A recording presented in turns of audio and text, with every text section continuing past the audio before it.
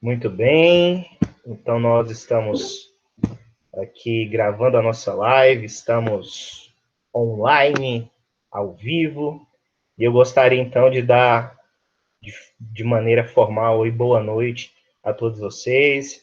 Sejam bem-vindos aí à nossa aula de número 12 já, da disciplina Organização da Educação Brasileira. Hoje são 20 de maio de 2020, e é um dia especial para todos nós, né? Como o Washington bem lembrou, hoje é dia do profissional de pedagogia, hoje é dia do pedagogo, hoje é dia da pedagoga. Então, eu gostaria de desejar aí a vocês que estão nesse processo, né? E a todos os profissionais de pedagogia e as minhas mais profundas felicitações, minha admiração pelo trabalho de todos, pensando sempre na relevância do trabalho do pedagogo, né? E nós temos conversado sobre isso, sobre a valorização da carreira docente e sobre a valorização também da carreira do profissional de pedagogia. Nós sabemos que existe muito ainda a lutar, a conquistar, mas o nosso papel é muito relevante, nosso papel é muito estratégico para o desenvolvimento de uma sociedade, né, que se julgue séria e que queira efetivamente ser uma sociedade um pouco mais justa. Então, precisamos de profissionais da educação, precisamos de profissionais de pedagogia, em ambientes escolares, em ambientes não escolares, né? E nós precisamos desses profissionais para organizar o trabalho pedagógico em qualquer contexto que seja. Então, onde houver a necessidade de formação humana, onde houver a necessidade de organização do trabalho pedagógico, né?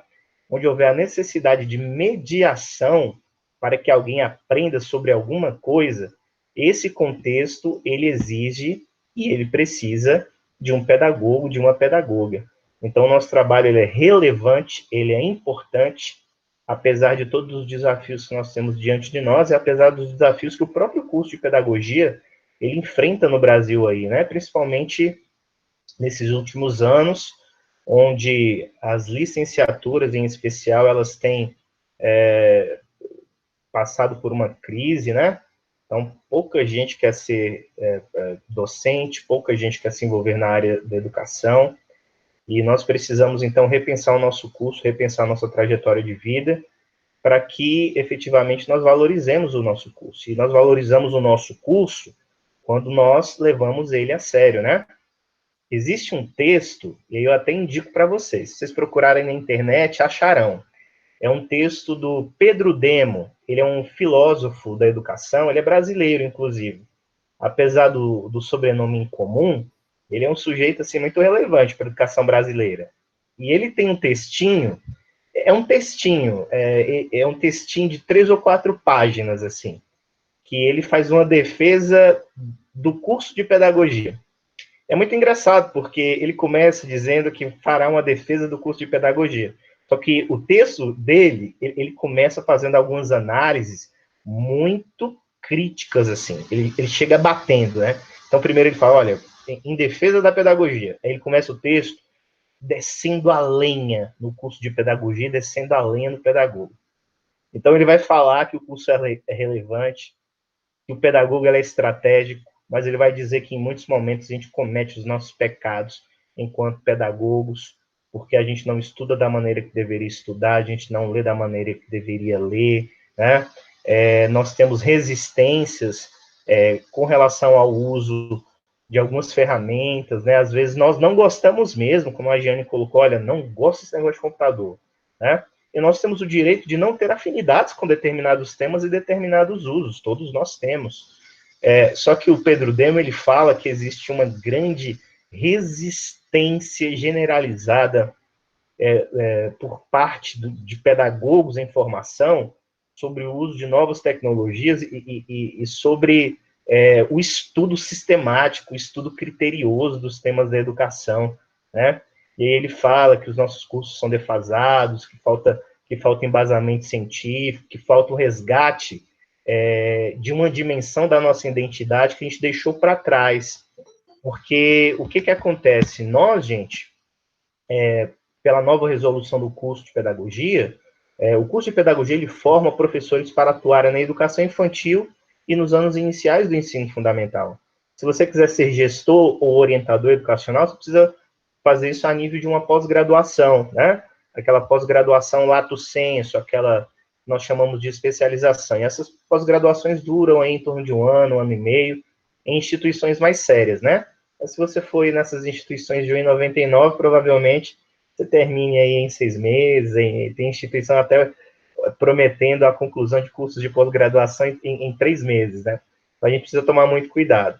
Mas a resolução do nosso curso, ela diz que nós nos formamos professores. Só que o Pedro Demo falou que nós precisamos resgatar uma coisa que ficou perdida. Nós somos os pesquisadores da educação. Então quem são os especialistas da educação? Quem são os sujeitos, né, que devem fazer as pesquisas, que devem se debruçar sobre as reflexões a respeito da educação no país, né? O Enem deve ser adiado ou não? Esse é um tema recorrente, né? O Ministério da Educação tem cumprido seu papel ou não? Alguns problemas do nosso sistema de ensino foram resolvidos? Quais os problemas e os desafios que nós temos hoje? Então, esses são questionamentos e temas, né? E que quem deve se apropriar deles para falar a respeito é o cientista da educação. Quem é o cientista da educação? É o pedagogo e a pedagoga. Então, veja bem, se fosse para ser chamado apenas de professor, nós faríamos uma licenciatura específica, ok? Faríamos história, química, biologia, física. Só que não somos apenas professores.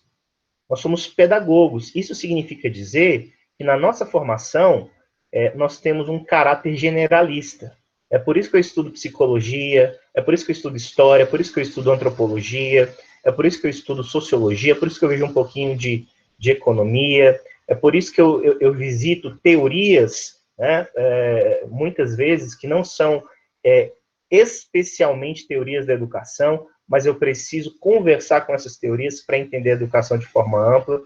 Então, a nossa formação em pedagogia é uma formação ampla, é uma formação generalista, exatamente para te dar a possibilidade, a competência de falar sobre qualquer assunto.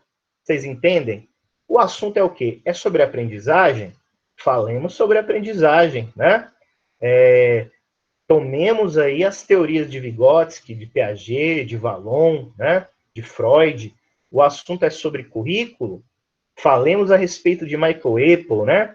Falemos a respeito de Tyler, falemos a respeito das teorias do currículo, se são tradicionais, se são críticos ou pós-críticos. O assunto é legislação educacional, lei de diretrizes e bases da educação. Conversemos sobre o contexto histórico que ela foi concebida, que ela foi gerida, que ela foi aprovada, né? Conversemos sobre o impacto que essa lei tem na organização do nosso sistema de ensino, conversemos sobre níveis, etapas e modalidades, né?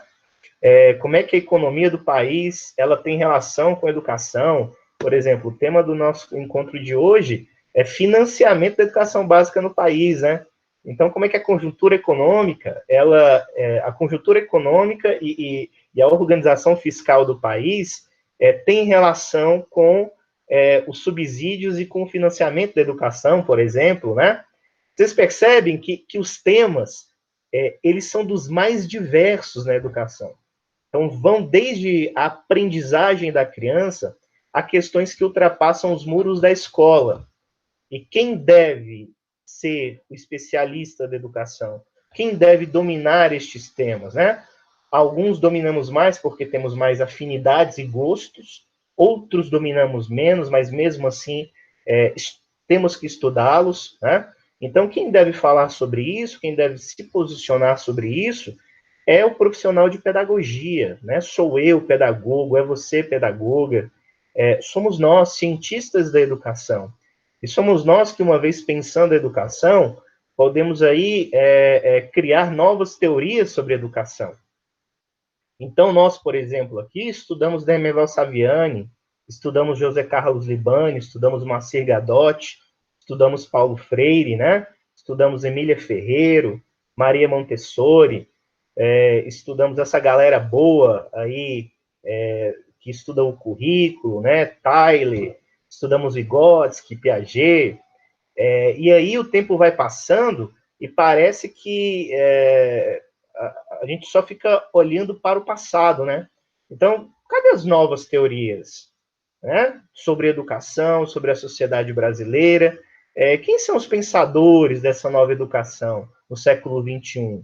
Quem deve ser? Nós temos alguns autores interessantes, alguns pensadores interessantes, mas o que eu gostaria de deixar aqui para vocês é o seguinte: você, sabe? Você, Jeane, Dani, Sara, Washington, vocês, estudantes de pedagogia, que precisam resgatar o sentimento de pesquisa da área da educação, que precisam escrever os seus artigos sobre educação, que precisam fazer suas reflexões sobre a área de educação, que precisam escrever seus livros, que precisam escrever a sua monografia, a sua dissertação de mestrado, a sua tese, transformar isso em obras que outros alunos da pedagogia futuramente estudarão, né, deverão ler. Então, nós somos essa geração que precisa de repertório pedagógico, que precisa de repertório cognitivo, que precisa de atuação, né? Então, mais do que reproduzir, nós precisamos criar conhecimento novo. Então, é por isso que não dá para ser apenas professor. Nós não somos apenas professores, né? Nós somos pedagogos e pedagogas. Isso é algo mais na escalinha, né? Isso diz muito sobre a natureza do nosso ofício, que é uma natureza investigativa, reflexiva, criadora de conteúdo, de conhecimento, né? Então, ao mesmo tempo que nós nos ocupamos em alfabetizar crianças, nós nos ocupamos também em pensar a educação do país, em organizar o trabalho pedagógico, desde uma escola até uma empresa, dependendo se essa empresa tem a necessidade do trabalho de um pedagogo, né? E aí são várias as áreas onde o pedagogo pode atuar, na pedagogia hospitalar, na pedagogia empresarial, né, na pedagogia do campo, na pedagogia da alternância, que também é uma variação da educação do campo, né, e também na própria escola, sendo também um professor universitário, sendo um pesquisador da educação na academia. Então, os contextos de atuação são muitos. E o que eu gostaria de deixar aqui para vocês, essa mensagem de felicitações, né, e também uma mensagem de reflexão sobre a nossa carreira, é que nós possamos desejar mais, tá? Eu acho que eu já falei isso para vocês, para limpar a bunda de neném na creche, nós não precisamos ter uma graduação, nós não precisamos ter pós-graduação. Qualquer um limpa bumbum de neném, né? Então, eu quero que vocês sejam muito mais do que isso, né? Todos nós devemos aí desenvolver certas habilidades que talvez não tenhamos. Então, nos últimos anos, por exemplo, eu desenvolvi muitas habilidades manuais na escola, com trabalho com EVA, com TNT, né? A gente precisa ser criativo, a gente lida com crianças, então, quanto mais o ambiente escolar, um ambiente colorido, um ambiente criativo, um ambiente com arte, melhor ainda, você precisa aprender essas coisas. Todavia, ser pedagogo vai além de dominar as manhas e artimanhas do EVA, do TNT, né? A gente precisa ter essa consciência assim grande em nós. Então, os bons pedagogos, os pedagogos que se destacam, são os pedagogos que estudam, são os pedagogos que se reinventam, né? Que não têm medo. Vocês mesmos são muito corajosos, aprenderam a mexer no Google Meet, estão acessando a plataforma, né? Desenvolvendo habilidades que até então não tinham. Da mesma maneira eu, né? Então, todos nós estamos aqui crescendo, e a ideia é essa, é que continuemos a crescer, tá bom? Então, só para encerrar aqui essa primeira parte da nossa homenagem, né, do nosso dia 20 de maio, eu trouxe aqui, gente, uma citação do José Carlos Libânio, né? É um dos grandes pensadores da educação no Brasil, e eu tirei isso de um artigo dele, um artigo chamado Pedagogia e Pedagogos, Inquietações e Buscas. É um artigo que você encontra na internet. E é um artigo que deu luz a um livro que ele chama de Pedagogia e Pedagogos, dois pontos. Para quê? Né? Para quê? Pedagogia e Pedagogos, para quê? Para que serve o pedagogo? Né? Muita gente gosta de tirar onda, gosta de tirar sarro, né? E inclusive desvalorizar a nossa função. Então, para quê? Pedagogia e pedagogos, para quê? Para que serve? Qual a relevância? E aí eu trouxe aqui uma citação do Libânio, que ela fala um pouco da importância do nosso trabalho, eu gostaria de compartilhar com vocês. Ele diz assim: a luta contra a exclusão social e por uma sociedade justa, uma sociedade que inclua todos, passa fundamentalmente pela escola, passa pelo trabalho dos professores. Todos concordamos com isso, certo? Só que o Libânio ele vai além. Para isso, para uma sociedade menos injusta, uma sociedade includente, uma sociedade que entenda que a escola é um lugar estratégico, né? Que a construção de uma sociedade menos excludente passa pelo trabalho do professor. Para isso, para ter essa compreensão, são necessários pedagogos. Pedagogos para vários campos educacionais, para vários campos. Onde houver trabalho pedagógico, você tem um pedagogo. Pedagogos para vários campos educacionais. Mas, principalmente, pedagogos escolares, né? É o habitat natural. Mas, principalmente, pedagogos escolares, com competência para coordenar e fazer funcionar uma escola interdisciplinar, coletiva, propondo e gerindo projeto pedagógico, articulando o trabalho de vários profissionais, liderando a inovação. Então, o caminho para uma sociedade mais justa, para uma sociedade menos excludente, passa pela escola, passa pelo professor e necessariamente passa pelo trabalho do pedagogo, desta figura central na organização de uma escola interdisciplinar, na mobilização do professorado para seguir determinados projetos educativos, né?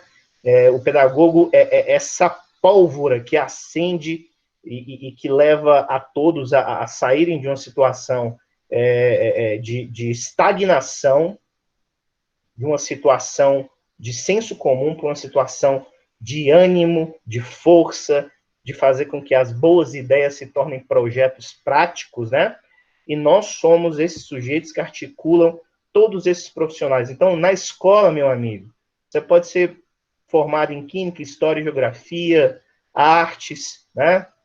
Quem coordena, quem deve coordenar, quem deve articular o trabalho de todos esses profissionais é o pedagogo, sou eu e você, né? Liderando a inovação. Liderando a inovação. Então, nós somos esta figura que o José Carlos Libânio cita no seu artigo, cita no seu livro, e ele acaba justificando, então, porque precisamos de pedagogos e pedagogas, né? Precisamos para isso. A sociedade, para ser melhor, ela precisa de profissionais de pedagogia para pensar em educação, refletirem sobre a educação, construírem conhecimento novo, né? Elaborarem conteúdos novos, pensarem finalidades educativas para as várias ferramentas tecnológicas que nós temos, para mediar o processo de ensino-aprendizagem, né? E para pensar uma sociedade menos injusta por meio da educação. Esse é o nosso instrumento de trabalho, esse é o nosso campo de atuação. E aqui, mais uma vez, eu desejo os parabéns a todos nós.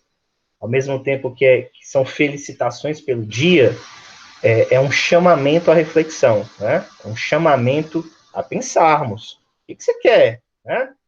O que você quer enquanto profissional de pedagogia? Está aqui o quê? Passando tempo? Não tinha outra coisa melhor para fazer? Né? O dinheiro não deu para fazer a odontologia que você queria? Fazer a psicologia que você queria? Né? Não deu para fazer medicina direito? O que você veio fazer aqui? O Pedro Demo, né? A gente até pergunta, Pedro o que mesmo, professor? Pedro Demo, Pedro Demo. É engraçado o nome dele, é um nome inusitado, mas é o Pedro Demo, filósofo da educação, né? E aí ele coloca isso. Então, o que nós íamos fazer aqui? É porque as outras opções não deram certo, né? Foi porque as outras opções não deram certo, e aí você escolheu pedagogia para tapar o buraquinho, né?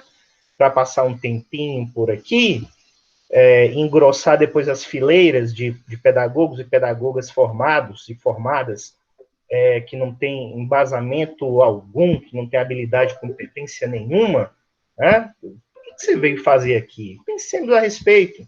E aí, para encerrar a minha fala aqui sobre os profissionais de pedagogia, que são figuras estratégicas, inclusive, para a organização da educação brasileira, para a organização da educação brasileira.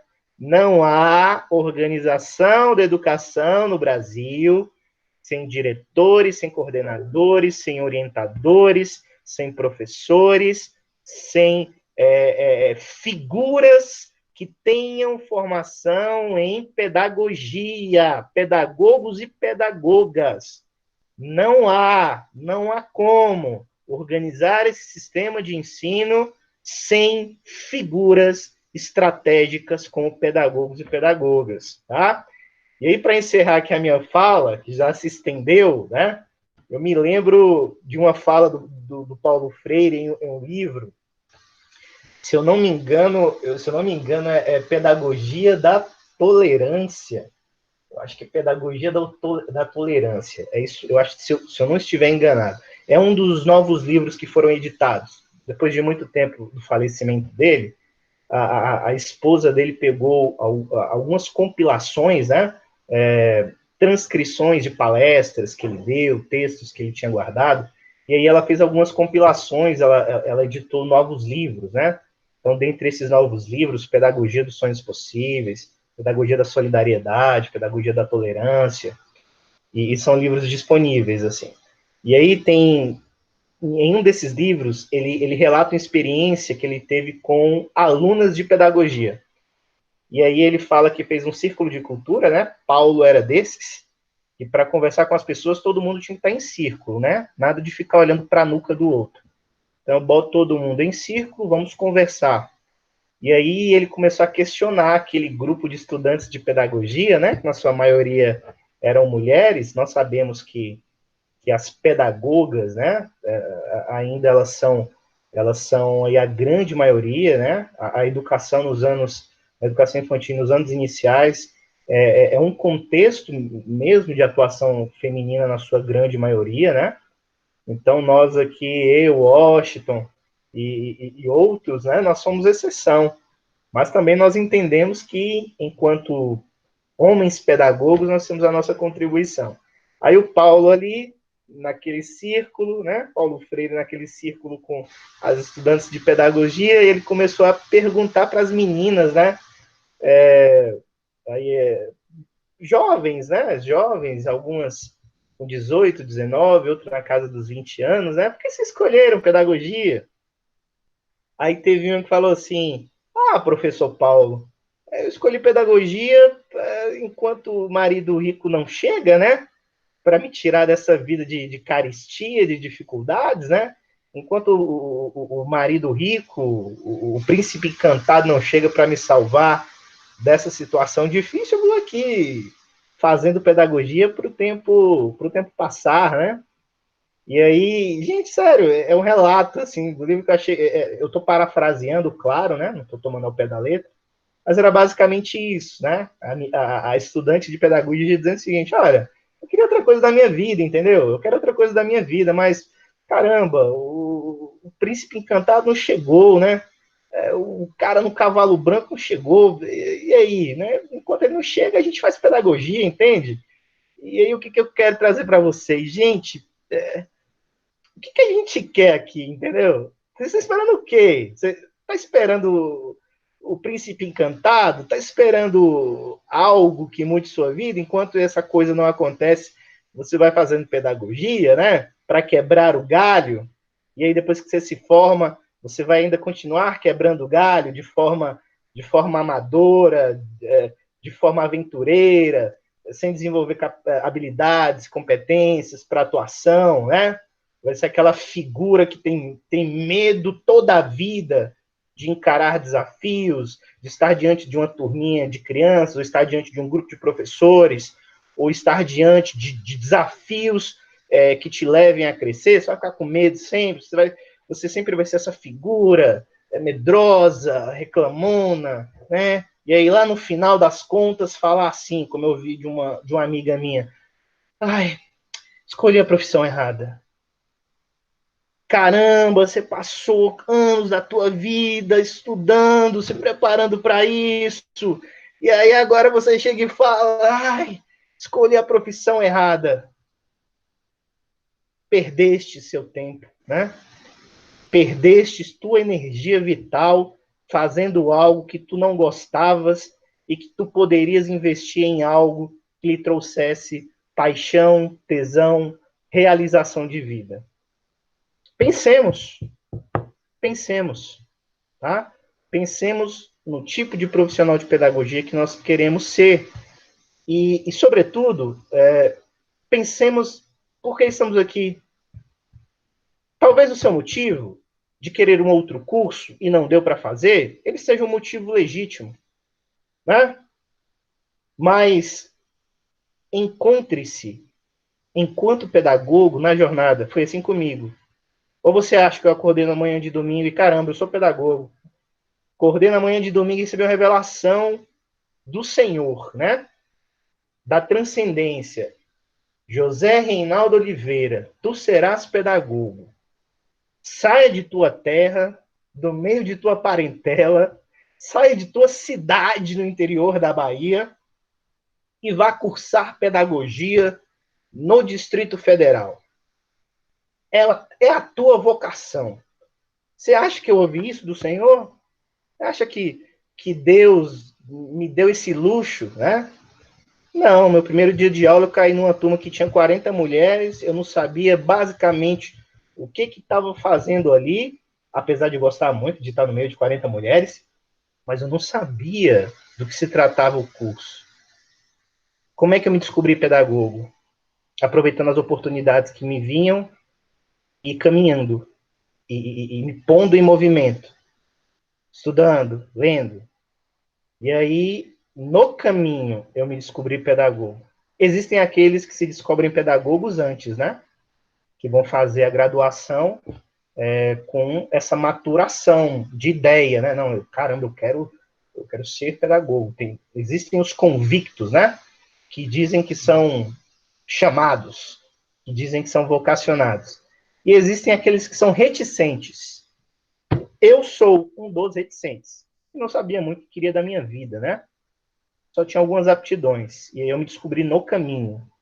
Então, nós nos descobrimos no caminho. Então, se você, por qualquer motivo, né, esteja fazendo pedagogia, talvez pelos motivos menos nobres, eu te convido assim, a fazer uma autorreflexão e a pensar sobre o que você quer para a sua vida, no caminho. E na trajetória, se descobrir pedagogo e pedagoga. Foi assim, eu me descobri pedagogo no caminho, no curso, no processo. E quando eu concluí o meu curso em 2009, eu já sabia o que eu queria da minha vida. Caramba, eu preciso fazer o meu mestrado, preciso me envolver na área de educação, né? Eu preciso passar na Secretaria de Educação, eu quero me tornar alguém relevante. Se não o melhor, pelo menos alguém que saiba falar sobre algumas coisas importantes da área da educação. Então, no caminho, eu me fiz. E para você que é reticente, um convertido reticente, não sabe se vai, não sabe se fica, né? C.S. Lewis dizia isso, né? Ele era o mais reticente dos cristãos, né? Ele não sabia o que ele queria, e aí ele questionava tudo. Eu falei, meu, será que é isso que eu quero para mim? Então, talvez você seja essa figura reticente, né? Essa figura cheia de reticências e incertezas. Mas eu te convido que no caminho você se encontre como pedagogo e pedagoga. Tá bom? O mundo e a sociedade precisam de vocês. De verdade. De verdade. Principalmente diante de certas conjunturas políticas, econômicas e sociais que todo dia desafia a gente, sabe? A lutar contra a barbárie, a lutar contra o fascismo, a lutar contra as crueldades ditas e feitas. Então, o mundo precisa de profissionais de pedagogia para o bem dela própria, né? E eu espero que vocês sejam pessoas que engrossem as fileiras de profissionais capacitados e diferenciados, que lutem por uma sociedade mais justa e uma educação efetivamente de qualidade para todos e para todas. Feliz dia do pedagogo. Feliz dia da pedagoga. Muito bem. Então, dito isso, feito aqui esta breve reflexão sobre a nossa profissão, eu gostaria, então, aqui de ratificar aquilo que eu havia dito no início, né? O Washington pediu um prazo, e alguns colegas pediram um prazo maior. Eu sei que existem alguns colegas que não concluíram a atividade da semana passada. Qual era a atividade da semana passada? Qual era a atividade? Vocês se lembram? Basicamente, vocês deveriam responder 2 questões para mim. 2 questões a partir de um texto chamado Formação de Professores no Brasil, História, Políticas e Perspectivas. Aí eu pedi que você me respondesse 2 perguntinhas, né? A primeira delas era para que você apontasse os desafios da educação brasileira, falasse sobre esses desafios, né? Falasse sobre a formação dos professores. Então, basicamente, ali, em síntese, você falar um pouco dos grandes desafios que o nosso sistema de ensino enfrenta, e, se possível, você fizesse alguns apontamentos. Era o primeiro ponto que eu gostaria que vocês desenvolvessem, né? Respondessem para mim. O segundo ponto era que você colocasse lá, que você justificasse o que te levou a escolher pedagogia diante das dificuldades e dos desafios da formação de professores no Brasil, né? Diante dos desafios da formação de profissionais da educação, por que você resolveu escolher pedagogia? Então, é a segunda perguntinha. Eu sei que existem colegas que não concluíram a atividade, então qual vai ser o nosso combinado? Você que não concluiu a sua atividade até ontem, que era a data, depois dessa live eu vou lá no sistema, vou abrir a atividade para ela ficar disponível até domingo. Domingo é que dia? Domingo 24. Então, a atividade da semana passada, ela ficará disponível até o próximo domingo 24. Depois disso, não há como postergar mais, porque a gente tem outras coisas. Então, vai virar aquilo que eu disse para vocês da bola de neve, tá bom?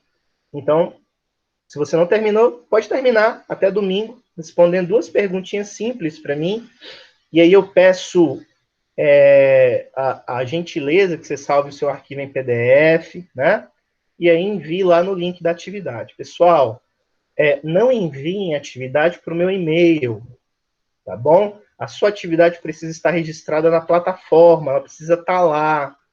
Ah, não, professor, eu vou mandar para garantir. Não, a garantia é você enviar pela plataforma. Então, se você não enviar pela plataforma, enviar para o meu e-mail, eu não vou considerar, professor, mas eu mandei para o seu e-mail. Deixa de ser ruim, deixa de ser carrasco, mandei para o seu e-mail. Não, para o meu e-mail não. Pela plataforma, porque o registro fica lá. E caso você queira depois questionar o professor, questionar a instituição, você tem embasamento, porque o sistema, ele gravou a atividade que você enviou. Entendem? Então, não mandem para o meu e-mail, mandem para a plataforma apenas, tá bom? Segundo ponto que eu gostaria de conversar com vocês, atividade do encontro de hoje. Então, se você viu lá, entrou na plataforma, no ambiente virtual de aprendizagem hoje, você percebeu que existe lá uma orientação de atividade. E aí é diferente, porque tem a orientação de atividade e o link. Então, não tem texto lá para ler, não tem vídeo para assistir, porque trata-se de uma atividade de caráter prático. Então, já que nós não teremos aí a nossa Semana da Pedagogia, para vocês elaborarem os projetos, né, e apresentarem os projetos educativos, nós temos, então, o dever, enquanto professores, mesmo na situação de mediação, que pensar um pouco a prática. E, nesse caso, eu quero explorar a questão da pesquisa. Então, o que eu quero de vocês? Primeiro, que façam uma pequena pesquisa sobre o tema da aula de hoje. E essa pesquisa ela precisa ser feita em dupla. Professor, posso fazer sozinho meu trabalho? Pode fazer só. Mas eu pensei em dupla para facilitar a vida de vocês. Enquanto um pensa, por exemplo, na pesquisa, o outro pensa na reflexão sobre a pesquisa. E essas são as duas partes da atividade de hoje. Pesquisem sobre o Fundeb.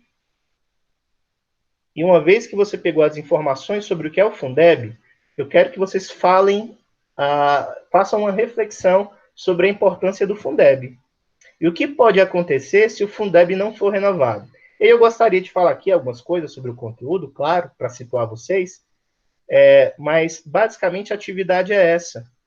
Então você, com a sua duplinha, fará uma pesquisa sobre o Fundeb, o que é o Fundeb, para que serve, quando foi criado.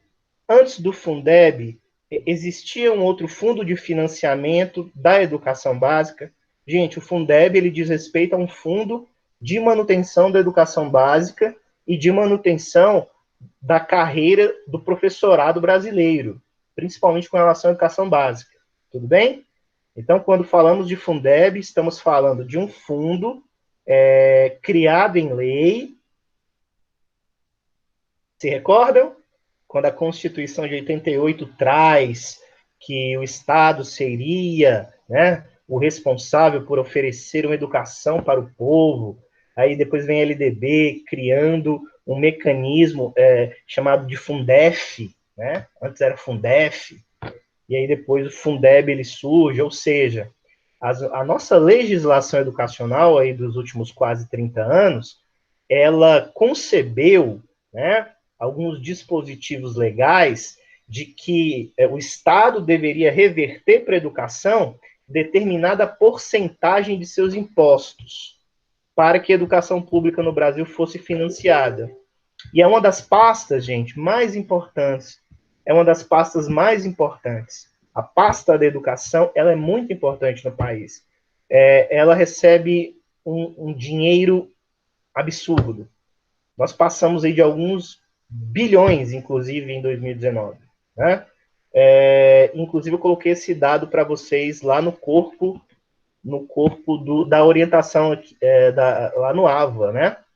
De que em 2019 o Fundeb ele injetou aí um valor grande que ultrapassou inclusive a casa aí do R$ 1 bilhão.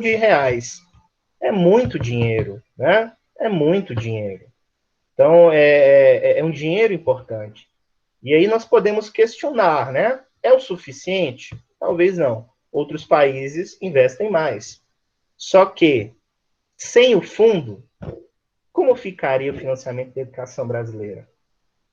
E aí temos um outro ponto. O Fundeb, enquanto fundo, ele expira, ele vence esse ano. Esse é o último ano do Fundeb, como foi o último ano, por exemplo, do Fundef, do antigo fundo. E aí, o que os governos fazem? O que o Estado faz? Né? Ele renova o fundo. Ele pensa num projeto de lei substitutivo, ele pensa numa nova resolução para ser incorporado, inclusive, na LDB, para que eu tenha um fundo com uma validade diferente, uma validade estendida, né? E eu continue com um fundo que efetivamente mantém a educação básica no país, que pague os professores, que é um dinheiro que dê para comprar os materiais, que financia os livros didáticos, que financia a construção de escolas. Vocês entendem? Então, este fundo, ele é de extrema importância para a educação pública no Brasil, né? Em especial para a educação básica. Só que o fundo vence esse ano. O fundo vence esse ano. A gente está chegando em junho e não faz parte da pauta do governo ainda falar sobre isso. A gente vai se terminar o ano sem falar sobre o Fundeb, sem pensar o Fundeb. O que será da educação brasileira a partir de 2020? Se não temos um dispositivo legal de segurança que financia a educação brasileira, o que será de nós, né? esse é um questionamento importante. Inclusive, nós temos na Câmara dos Deputados alguns deputados federais assim que defendem muito a bandeira, né? Que estão ali pegando no pé do governo para que discuta, para que coloque na pauta a renovação do Fundeb e tudo mais. Inclusive a Tabata Amaral, né? Que é uma deputada de São Paulo, bem jovem, é uma deputada, acho que ela está sempre na mídia, eu acho que vocês conhecem, ela é filiada do PDT, mas eu acho que ela está em disciplina, porque ela votou lá um projeto que foi do desagrado do partido. Mas, independente aí das controvérsias, né, que cercam aí a Tabata Amaral, ela é mais jovem, bem mais jovem que eu, é deputada federal, se formou em Harvard, e etc e tal.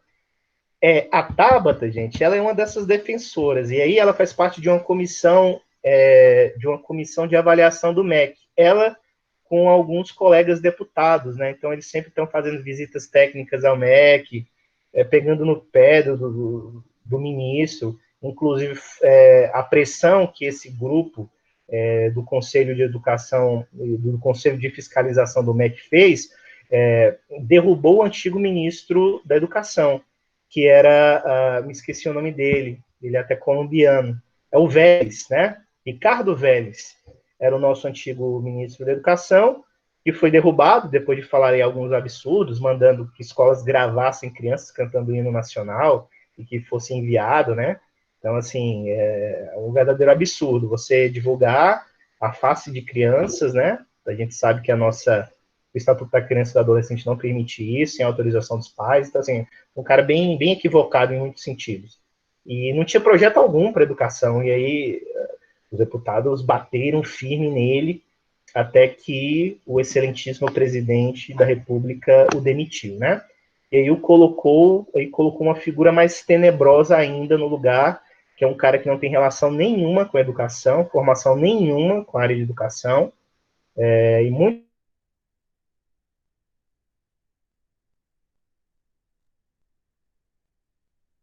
é uma figura que fala besteiras o tempo todo, que ofende pessoas.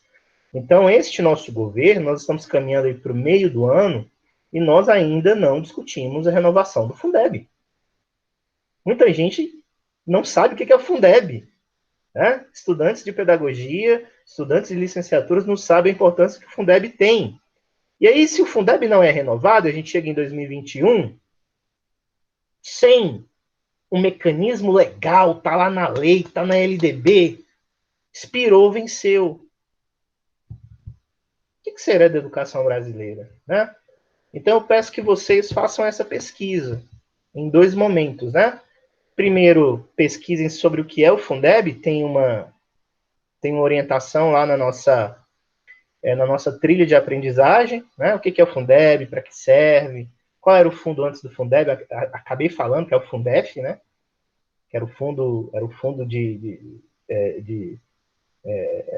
um fundo para o ensino básico mesmo, para o ensino fundamental, eles mudaram o nome, colocaram um nomezinho mais pomposo, né? Inclusive, o Fundeb, que é o Fundo de Desenvolvimento da Educação Básica, ele é expandido com a expressão de que ele também precisa financiar a carreira do professorado, né? E de valorização do magistério no Brasil. Então, esse é um mecanismo legal, isso está escrito em lei. E aí, se a gente não tiver mais esse mecanismo legal, pessoal, sabe, que diz assim, olha, tantos por cento o Estado precisa investir em educação. Se nós não tivermos a letra da lei lá, nós ficaremos nas mãos, né, de pessoas mal intencionadas e que podem fazer com a educação desse país o que quiserem, já que não tem nada definido na lei. Fundeb expira esse ano. Precisamos conversar sobre o Fundeb. Precisamos conversar sobre o financiamento da educação pública nesse país. Né? No mínimo para os próximos 10 anos. E aí, isso se constitui também um desafio. Então, da mesma maneira que alfabetizar as pessoas no Brasil, fazer com que as pessoas tenham acesso à educação básica no Brasil, que tenham acesso à educação superior, que os professores sejam formados com qualidade, né? Que a gente combata a evasão escolar, que a gente melhore o ensino médio, estes desafios todos da educação e do sistema de ensino brasileiro se somam ao desafio do financiamento. Então, a gente precisa de mais dinheiro colocado na educação. Não existe essa de educação como prioridade se dinheiro não é colocado. E aqui eu abro um parêntese e amplio áreas que são estratégicas. Não dá para você falar de uma sociedade minimamente organizada se você não fortalece alguns serviços que são essenciais, como educação, como saúde, né? Como moradia, entretenimento, cultura, então a segurança.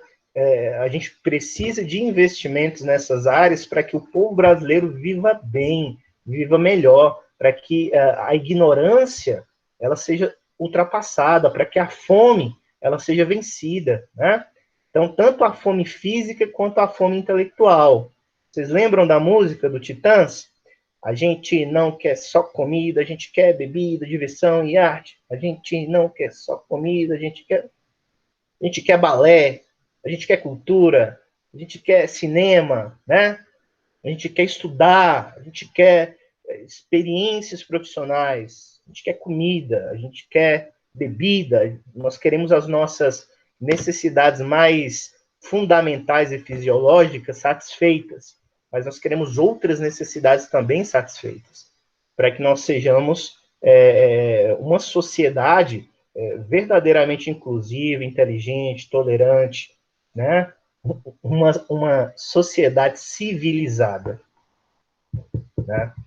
Nós ainda temos um longo caminho para percorrer, mas esse caminho passa efetivamente pela educação e passa pela construção de escolas novas, com estrutura bacana, sabe, com tecnologias bacanas para a escola, com formação de professores, formação continuada de professores, cursos de pós-graduação, de mestrado e doutorado, né, programas de intercâmbio para os professores, programas de intercâmbio para os alunos. A gente precisa disso, e a gente só vai ter isso, só terá isso, né, com dinheiro investido de forma séria, entendendo que educação não é gasto, é investimento. Tudo bem? E aqui eu gostaria de encerrar, então, a minha fala, convidando vocês a darem um pulinho lá no ambiente virtual de aprendizagem. O trabalho é em dupla, mas você tem a liberdade de fazer individualmente, e caso sobre. Ah, professor, ficou ímpar, sobrou um colega. Aí você bota o coleguinha no seu grupo, e aí fica de trio. Só que o trabalho, gente, não é em grupo, de trio. Você está entendendo? Se alguém sobrou, não tem problema. Pode ser de trio. Pode colocar o coleguinha na dupla aí. Mas eu não quero grupos demasiados com 3 alunos, tá? Então é dupla ou individual. Em casos excepcionais de algum colega que sobrou, ele pode ser inserido em uma das duplas, tudo bem?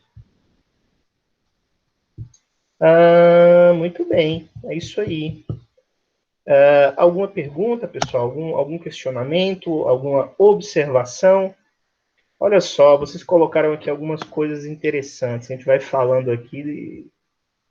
O Washington ele colocou assim: esse pensamento me leva, né, a pensar, a considerar a sentença de Gramsci, né, Gramsciana, em que o sentido fala sobre o pessimismo da inteligência e o otimismo da vontade. Muito bem, bacana.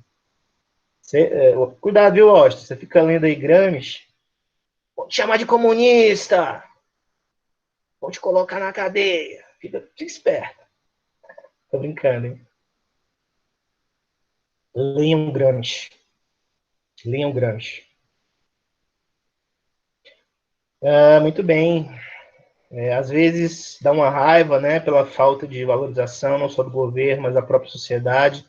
Mas o fato de saber que isso pode mudar pessoas daquele certo otimismo, com certeza. Gente, nós lidamos com um ofício, um ofício de transformação humana. Vocês entendem que uma pessoa que não tem perspectiva de vida pode passar a ter uma perspectiva de projetos, de sonhos, a partir da figura de um professor que o encoraja? Vocês já tiveram essas figuras na vida de vocês? Eu já tive. Deixaram marcas em mim. Inclusive o professor que eu sou tem muito a ver com essa galera boa de professores que passaram pela minha vida, sabe? E que me deram direcionamento. E aí, falar em professor, gente, a gente está falando do professor da escola, né? A gente está falando do professor da faculdade, a gente está falando do professor da escola dominical que você frequenta, lá do líder religioso lá do seu grupo que você ia, né? Do seu pai lá, do seu tio que sentava com você, fazia a lição. Então, essa galera, né? Essa galera aí é a galera que deixa as marcas na sua vida, né? E muda a sua vida. Então, a gente precisa ter orgulho disso. Qual é o nome do texto? Sara, digita assim, ó. Pedagogia Pedro Demo, PDF, no Google. Você vai encontrar. Pedagogia Pedro Demo, PDF. Ou Em Defesa da Pedagogia, Pedro Demo, PDF, para que você tenha o texto em PDF. Ele é um texto que foi publicado no blog dele alguns anos atrás. Eu conheci esse texto quando eu fui trabalhar como monitor do meu orientador do mestrado. E aí eu me lembro que ele trabalhou esse texto com a turma. É um texto que, primeiramente, deixa chocado, assim, que ele desce a lenha. E desce a lenha mesmo no curso de pedagogia nos pedagogos. Mas aí você entende por que ele faz isso, sabe? Pedagogia Pedro Demo, PDF. Pesquisa assim, você vai encontrar. Foi justamente no texto que o senhor mandou. O texto fala assim: deve-se usar o pessimismo da inteligência para compreender criticamente as ações e as consequências perniciosas e ofensivas da ideologia neoliberal em desfavor da formação de professores para a educação da maioria, que é a classe menos abastada. Perfeito. É isso mesmo, Austin. O que acontece? A nossa função enquanto docentes, né? Ela é uma função onde você precisa ter muito cuidado, porque se você florear demais, se você for otimista demais, você cai em um erro que os educadores e os pensadores da educação da primeira parte do século XX caíram. É aquele pensamento de que a educação resolve tudo. Não, a educação não resolve tudo. Então, se você não tem as outras instituições numa sociedade funcionando bem, a educação sozinha ela não vai dar conta, não. Você vai ter um monte de professor aí indo para o psiquiatra, como acontece. Então, por exemplo, se eu tenho uma instituição como a família, que não faz o seu papel e manda meninos deseducados, meninos agressivos, violentos para a escola, você vai ter professores doentes, tá? Então, a educação não pode tudo. Todavia, a gente precisa de um equilíbrio. Não é florear demais. E também não é ter um pessimismo num nível de desespero ou de desesperança, no sentido, olha, quer saber? Eu vou fazendo o meu trabalho aqui de qualquer jeito, vou ganhar meu salário mesmo, eu não vou fazer muita coisa não, porque isso aqui não vai dar em nada. Precisamos de um contrapeso, né? Precisamos aí de um certo equilíbrio. Talvez o pessimismo aí, né, no caso a que o autor se refere, seja algo parecido com o que Paulo Freire dizia. Paulo Freire dizia que nós precisávamos, às vezes, ser tomados por uma justa ira, né? Ou uma ira amorosa, no sentido de que a gente precisa analisar a realidade como ela é, fazer a leitura dela como ela é, mas a partir desse sentimento de inconformação, você trabalhar para mudar os contextos que você atua, né? E esse pessimismo inteligente, né? Ele é um pessimismo que te leva a fazer as leituras corretas. Você não floreia, você não é ingênuo, porque o que tem de pedagogo ingênuo, gente, dá até raiva, né? O que tem de pedagogo ingênuo, sabe? Gente ingênua. Nós não precisamos de profissionais ingênuos. E também nós não precisamos de profissionais desesperançosos. Nós precisamos de profissionais com a medida certa da criticidade, da justa ira, né? O Darcy dizia isso, que o primeiro passo para você transformar as coisas, né? Para você revolucionar, é você ficar inconformado, é você ouvir absurdos e aquilo aquecer seu peito e dizer, não, peraí, né? Opa, coisa não é desse jeito. Então, este pessimismo inteligente, este olhar esclarecedor e criterioso da realidade, é o olhar que o professor precisa ter para não ser boboca e para não ser desesperançoso, né? Porque esperança, fé, são capacidades intelectuais sofisticadas. Precisamos delas, mas nós não precisamos ser bobões, né? Vamos resolver os problemas da educação brasileira fazendo bichinhos de EVA, né? Não, não, não. Precisamos de profissionais com um nível de consciência e de conhecimento diferente, tá? Muito bem. Maria falou que teve um probleminha aqui, né? Não esquenta não, Maria. Eu estou gravando aqui a live e aí eu vou colocar lá no Ava para vocês, tá bom? E aí vocês podem consultar de novo. Mas, para encerrar, eu preciso que vocês façam uma pesquisa. Essa pesquisa ela é em dupla, ou você pode fazer sozinho. Quem sobrar entra na dupla do colega. Vocês primeiro precisam pesquisar sobre o que é o Fundeb, o que é o Fundeb, para que serve, qual a função, qual a importância, né? Qual era o fundo que existia antes do Fundeb e outras informações que vocês acharem sobre o Fundeb. Segundo lugar, eu quero que você fale, e esse é um posicionamento de vocês, da dupla, né? Falem para mim o que pode acontecer caso o Fundeb não seja renovado, né? Caso nós não tenhamos aí uma continuidade desse fundo para a educação brasileira, vai acontecer o quê com a educação? Na opinião de vocês, né? Para vocês. Quero que vocês falem sobre isso. Tudo bem? Esse trabalho precisa ser enviado para mim, impreterivelmente, até terça-feira que vem. Terça-feira que vem são 26. Então, terça-feira que vem, dia 26 de maio, vocês mandem para mim. Não precisa ser um texto extenso, tá bom? Desde que vocês coloquem para mim o que é o Fundeb, para que serve, qual a importância, quero que vocês entendam isso. Se vocês entenderem isso, está ótimo para mim. É a segunda parte do trabalho, no mesmo arquivo, que vocês façam uma pequena reflexão sobre isso, né? Da importância do Fundeb, o que pode acontecer se o Fundeb não for discutido e renovado. A gente está caminhando aí para o segundo semestre, num período de pandemia, e o nosso ministro da Educação ainda não colocou isso na pauta, né? Nós não estamos falando disso, isso é estratégico, isso é importante para a continuidade da nação brasileira. A gente precisa disso, a gente precisa desse fundo, a gente precisa que esteja escrito na lei, né? Para que tenhamos segurança, como temos tido aí nos últimos 26, 30 anos, né? Então, as nossas leis, elas têm garantido, pelo menos, o respiro do nosso sistema de ensino, a despeito das arbitrariedades de determinados governos. Muito bem. Pessoal, eu espero que vocês tenham entendido a atividade, deem uma olhadinha no AVA. Lembrando que a atividade da semana passada, para quem não concluiu, você pode concluir até domingo. Eu vou entrar no AVA e vou deixar o link da atividade disponível lá até domingo, tá bom? A atividade de hoje vocês façam em dupla e me entreguem até terça-feira que vem. Eu sei que a demanda de trabalho ela está grande, mas não há outra forma. A gente precisa caminhar nesse sentido para desenvolver os temas da nossa disciplina, tá? Para amadurecer e para crescer. Tudo bem? Em caso de dúvidas, estou à disposição. E quando você mandar mensagem para mim, eu tenho até 24 horas para responder você. Eu peço aí uma certa paciência, mas vocês sabem que a gente resolve tudo, né? Todos os problemas a gente resolve aqui. Todas as demandas.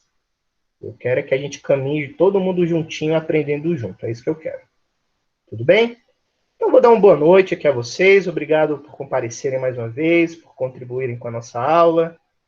Mais uma vez, feliz dia do pedagogo, da pedagoga. Espero que a nossa aula tenha sido relevante para vocês. Tá bom? Me procurem no caso de dúvidas e bons estudos. Beijo no coração, boa noite, fiquem bem, se cuidem, tá? Se cuidem porque o Brasil precisa de vocês.